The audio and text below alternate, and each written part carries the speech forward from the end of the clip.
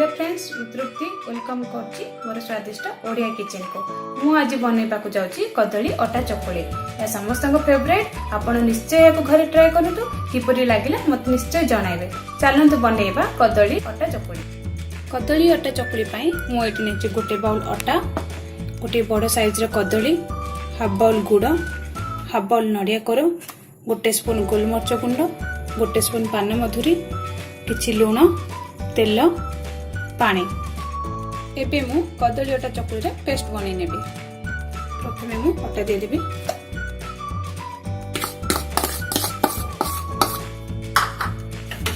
गुड़, नडिया कोर,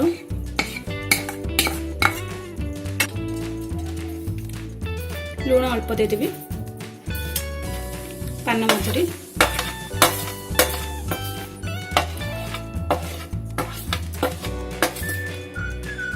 किसी पानी दे देबे। एबोली भाबरे मिक्स करि नेबे।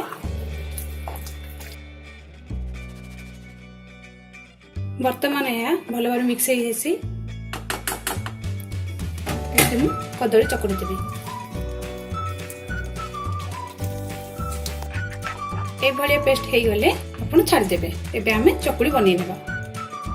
तवा गरम होई सलानी, मु एथरे किछि तेल दे देबे।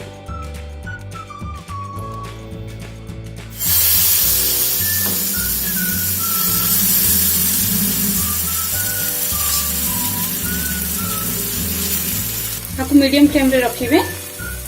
आपण देखि पारथिबे साइड पटु ब्राउन आस सलानी। एबे मु यहाँ को उल्टे देबे। अल्प तेल दे देबे।